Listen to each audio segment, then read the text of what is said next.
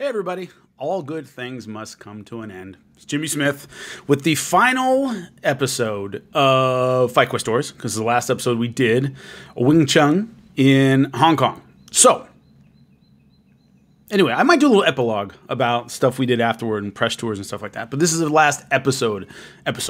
So, Wing Chun in Hong Kong. First thing is, Hong Kong is amazing. It's a really awesome place. It has a combination that was unique, which was like the crowded harbor and the street markets and the narrow alleys and all this kung fu movie stuff. And then it was almost like the future in terms of the buildings and the transportation and the technology around. That movie, Her, about Joaquin Phoenix falling in love with his operating system, that's supposed to be in the near future. They filmed it in Hong Kong because Hong Kong looks like the near future. It looks like the world will be in 15, 20 years. That's what it looks like in Hong Kong. It's really amazing. And that combination was really cool. So great city. It's almost like a more futuristic Manhattan is the best way I can describe it. But it still has those old school elements. And like Manhattan, you can get any kind of food you want at 2 in the morning. It's always, it never sleeps. It's a really cool place. So the thing you have to know about it training-wise in the specifics of the show is when we got there, it was overcast and raining the entire time. The sun never came out. Now, if you know anything about, or it came out rarely, hardly ever did it come out. And if you know anything about jet lag and how to get over it, one of the ways to get over jet lag is get out in the sun. The vitamin D on your skin will kind of reset your system and you can overcome jet lag. And you can usually do it in a couple days, but you have to force yourself to get outside. I couldn't do that. There was no sun. And so I struggled with jet lag way more in Hong Kong than I had anywhere else, simply because the sun wasn't a factor. It was raining a lot. I actually saw the Lakers get crushed in the final game of the NBA Finals at 3 in the morning in the sound guy's room, because he's a basketball fan too. And yeah, so at like 3 in the morning, because I couldn't sleep, I would get like super tired in the afternoon, and then I'd be wide awake in the middle of the night. So anyway, we stayed in his room and watched the NBA Finals, and the Lakers got crushed. So that's a memory that stands out. So Wing Chun, I studied with a guy named Lung Ting in the city, and I don't know, where did they send Doug? I don't remember, because it was basically one big city. I mean, there could be outskirts or something, but like I was kind of in the heart of the city at the time. I think maybe he was just in a different part of the city, but that dude was a character. He really was. The issue for this whole episode was, if you've watched the previous ones of these, one of the things you had to balance all the time is when a style is combative, but it's not a sport, meaning it doesn't have its own rule set. What am I supposed to do, or what am I allowed to do? So if Kyokushin in Japan, in Tokyo, for example, you can't punch or elbow to the head. It's part of the rule set. Okay, I can't do that. Doing that is illegal. So in the final fight, there was a rule set where I was like, okay, in order to do Kyokushin, I can't do this. I can't double leg the guy in the middle of a boxing match. Okay, we're boxing. I can't do that. But styles that didn't have a rule set, that were, it's supposed to be for the street, or it's supposed to be an effective martial arts system, okay, then I can do everything I know how to do, right? And so, but if I do that, I'm not really honoring the style. I'm just doing what I already know how to do. But if you put me in a situation where, okay, we're in a real fight, well, I'm going to do what I know how to do, which is, in this case, much more effective than what I was being taught. So there was always that line of like, well, so how much do I do, and what's good for camera and what's good for the show? And I would usually defer to my producer for something like that. Like, okay, what do you think looks good? What works for you? And what generally doesn't work well is I just use the techniques I know, but also if I use the techniques they showed me and they're not that effective, sticking to them and you know, is that good? So anyway, so I would generally stick with him. We had a lot of problems with Lung Ting, and my producer had to deal with them a lot more than I did. But things like, so at the school, and if you know anything about the history of Hong Kong, used to be owned by the British, there were a lot of white people in the school, and they didn't want to get them on camera. So the producer would say, look, can we get kind of the white people at least over to one corner so we don't see them, because they want it to look exotic. They want it to look like me and a bunch of Chinese people in Hong Kong. Well, a lot of students are white because a lot of white people in Hong Kong. So the instructor got all mad. Lung Ting got all upset and pissed off. And him and the producer got in this huge argument. And I'm just standing there like, look, just tell me who to hit. It's not my job to deal with this stuff. But there were constant problems. Lung Ting had a pretty big ego. And so there were just production issues about them wanting to do certain things or certain stuff, and he would agree to it and then go no and kind of have a freak out. And eventually at one point they were almost like, okay, we'll do it somewhere else. You want to be a dick about it, we'll do it somewhere else. And what I saw wasn't unreasonable necessarily what they were asking. One time, where were we? We were at this like temple thing, and we were doing a stick, showing me some stick stuff, which is cool because I don't know any of that stuff. But you remember the scene in Enter the Dragon where he has the bow staff, and he's in the underground of Han's, with like the heroin production place, and he goes boom, and the end of the stick vibrates, and it's right in front of the camera. Anyway, but he was showing me that kind of stuff, getting the snap with the stick, and that was fun. And then Lung Ting starts going, oh, it's all about flexibility, yeah, like try and break my arm. He said that, try and break my arm. And I looked at my producer. My producer was like, what he was saying was, he told me later, he goes, I would have loved for you to break his arm, but I know that breaking his arm was in the end of the show and you can't do that. So, but Lung Ting would do stuff like that. Oh, go on, hit me as hard as you can. I'm like, I'll break your face into a million pieces. And it's not as though, maybe if it was someone who didn't know how to fight or somebody who didn't have a background in martial arts, I've broken a lot of arms. So you say break my arm, I'm not gonna go there because I could break your arm, dude. Trust me, I could break your arm. Now I'm not going to because it would look terrible on television. But Lung Ting would do stuff like that. Yo, you can't even break my arm, and I was like, deep breath, don't break this poor dude's arm. Like, so it was a lot of that almost stereotypical, Pai Mei type stuff. Like, and you go, dude, this is not a kung fu movie. If you dare me to break your arm and you piss me off enough, I'm gonna break your arm. Like, trust me, I can armbar you and break your arm. Done it many, many times.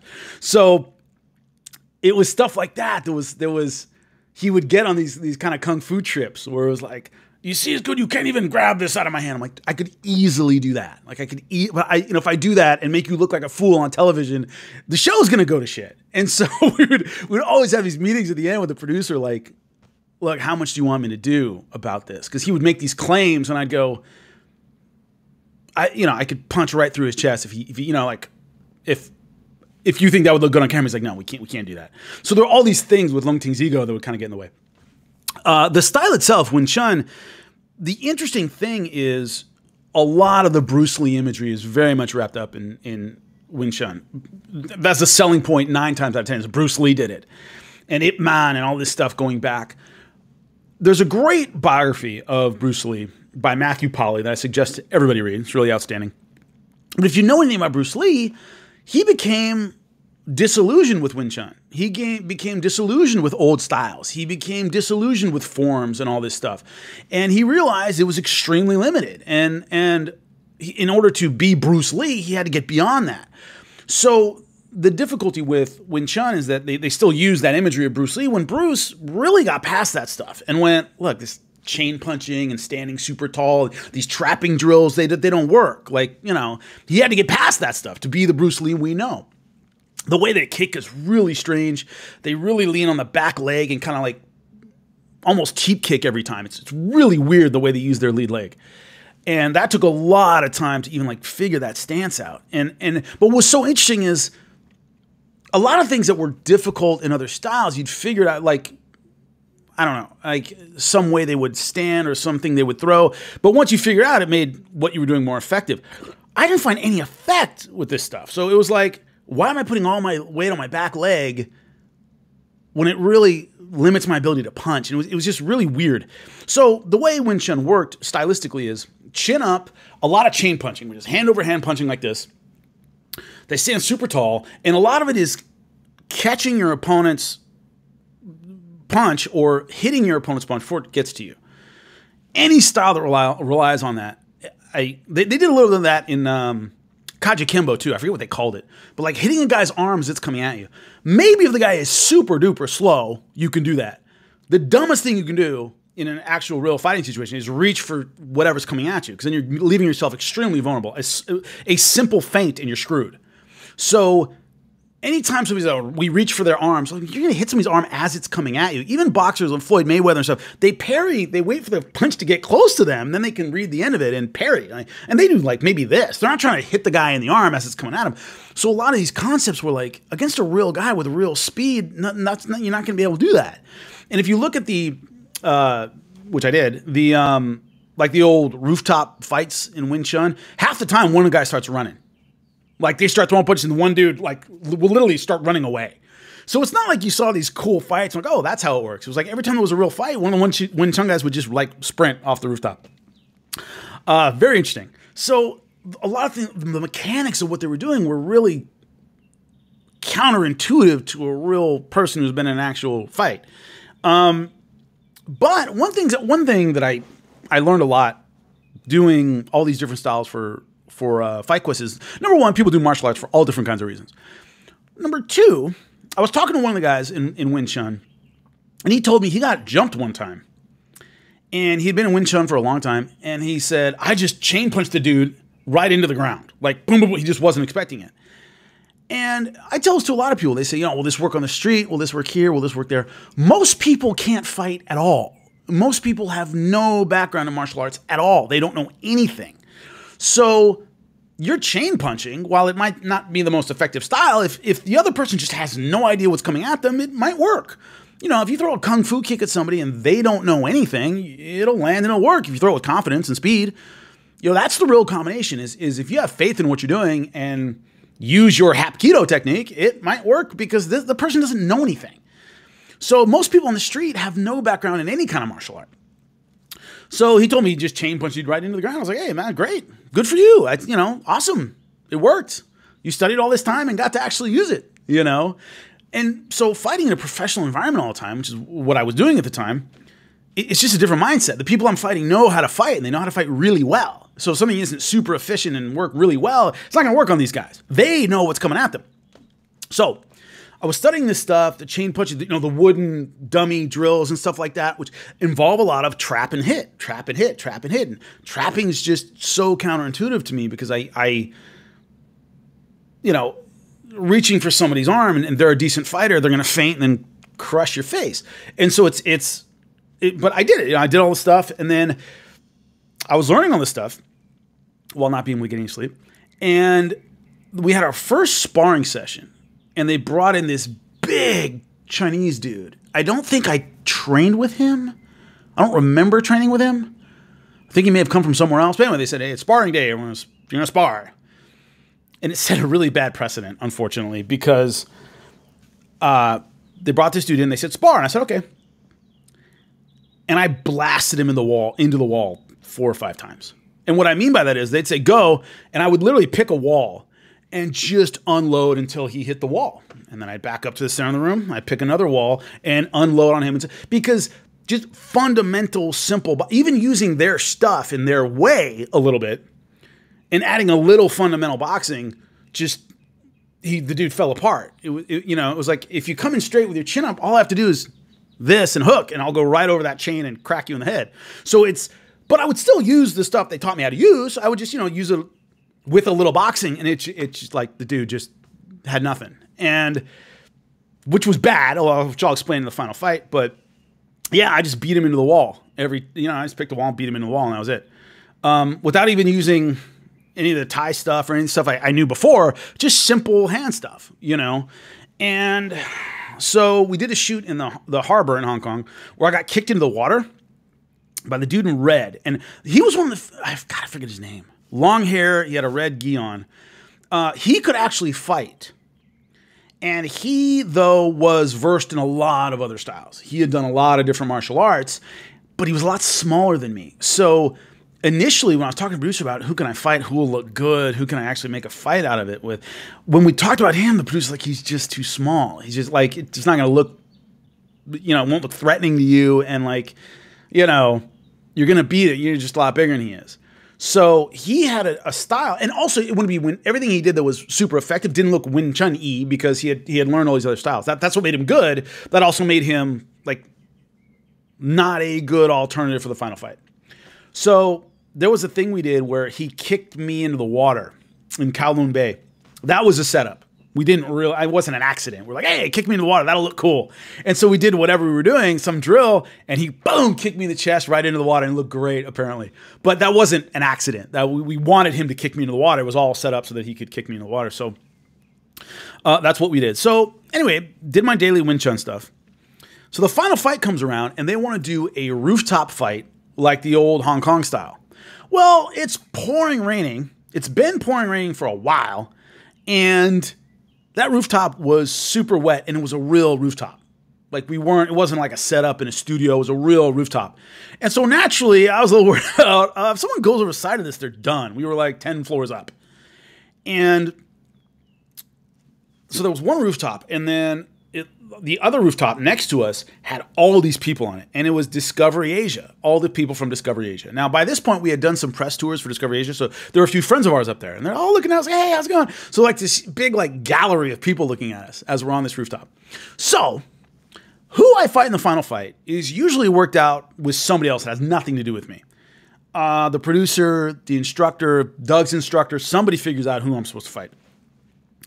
So I look at the stairwell and there's this gigantic Italian dude. And he's got a shaved head and a goatee and I've never seen him before. And he looks like a bodybuilder or something, like a weightlifter. And I see Lung Ting and my producer like kind of going at it. I had seen this, I don't know how many times before the end of the shoot. My producer and Lung Ting going at it. And apparently after my sparring session, nobody would fight me. They're like, we're not fighting that guy. No way we're fighting him. Even though I didn't hurt the guy, I wasn't hitting him as hard as I could hurt him. I wouldn't hit him as hard as I could hit him at all. They just didn't want to get embarrassed or whatever the deal was. Nobody would fight me. So they brought in this guy who had apparently done Wing Chun in Italy or something and to fight me. And I told the producer, I'll fight anybody. I don't give a shit. This, you know, guys with weightlifter bodies, and I fought one in, if you watch the Kajikembo one, the guy in the Kajikembo Masood was a big dude. That doesn't scare me at all. They're usually out of gas in about 10 seconds.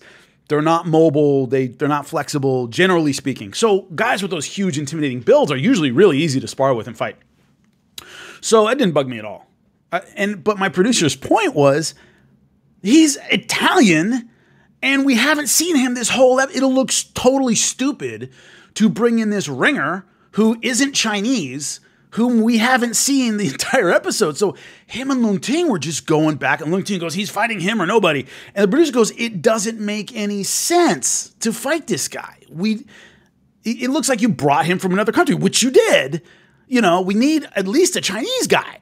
You know, we can say it's from another school or something, but like, you can't bring in a guy of a totally different background. And, you know, it was, so anyway, that was their argument. I thought it was hilarious, personally. So what happened was, in the final fight, I fought two guys. They found, I think, somebody from Lung Ting's school, I believe, to fight me. But man, he was terrified. And then they brought in someone from Doug's school. I don't remember which one you guys saw in the show. I think the second one. Because what happened with the first guy was I beat him up pretty good. Obviously, I'm not hitting these guys as hard as I can, you know, whatever. But, it was obvious that I could have, I think, in the sparring. So, we're going blah, blah, blah, blah, blah. And I'm beating him up. I'm trying to do the Wing Chun stuff and all this. But, I'm beating him up pretty good. He just wasn't a fighter. He hadn't fought before. He hadn't sparred before very much. So then somebody from Doug's school stepped up to fight me. And Doug told me, he goes, dude, this is my guy. He, everybody's scared of fighting you. Just like fight my guy and do him a solid, man. Just do him a solid. He was a good guy. He trained with me the whole time. Really nice guy. He really stepped up to fight you. Basically Doug was like, just don't hurt him. I was like, cool, no problem. No problem, dude. I really respected the guy for doing it. Once again, like in India, like, hey, dude, if you'll fight me and we'll make a good show out of it, great, let's do it. So in that fight, man, I tried really hard to do everything Wing Chun. Head up and chain punching and trapping and all. So I'm going to do all that stuff. So this guy has much more of a shot. And we got much better stuff out of it because he could see what, he knew how to deal with that a little bit better. And so, man, I stuck with it all the way. And so we got much better stuff visually, So it was probably, if I'm remembering correctly, you saw on television a lot of that second final fight because it just looked better because I just did Wing Chun stuff. And then there were a couple of them we went close to the edge where boom, we went, whoa, we had to stop and like not fall off the edge of the rooftop. And then Doug had his fight. He had a lot of fun. And then we had a rap party that involved everybody from Discovery Asia and everybody from Fight Quest that was shooting it and that was making that episode. And we were out all night long. And we had a great time. And, you know, we knew that was the last episode. We knew we wouldn't make any more. That was the end of the era. And it was, you know, it was emotional for everybody. You know, Doug and I, we did some press tours after this. So we got to see each other again. But the production people, you know, the people that the cameramen, the sound people, and the directors, and you know, I wasn't gonna ever see them again, and that was you know, bittersweet for everybody. You know, we thought we made a good product. We really liked shooting the show, really had fun doing it, but we knew that was the end of the road. And so we spent all night hanging out, having a great time in Hong Kong, and spent an extra day there, and had a lot of fun. Really had a lot of fun. Hong Kong's a great place. I really enjoyed the atmosphere. I enjoyed the food. I enjoyed the place. I enjoyed the people, and it was a really cool last experience. Was Hong Kong, you know? So I mean that 100% when I talk about people do martial arts for different reasons, and whatever your reason is a good reason. Whatever your reason for doing martial arts is a good reason. Whether it's I like Tai Chi because it helps with my breathing and my relaxation. If it's I like Sanda because I like knocking people off the platform. I like Wushu because it's beautiful. I like Kyokushin because I can brawl heavy and learn how to kick super fast. Every style is different. And whatever reason you have for doing it is good. And that, you know, does it work on the street stuff? Like I said, most people don't know anything anyway. Attack with confidence. Attack with confidence, and what you know is good enough. If you attack with force and you get them on their heels, it'll work. So that's my advice to everybody. So I might do one more wrap up of the behind the scenes where we did some press tours of Asia and stuff like that. Doug and I had a really good time going around the world promoting Fight Quest after it was over. But that's it. Thank you for viewing, and I will see you more with Classic Fight Club. I'm going with that for a couple more weeks, see how it goes. But I appreciate you all. I'm glad you loved Fight Quest. Later.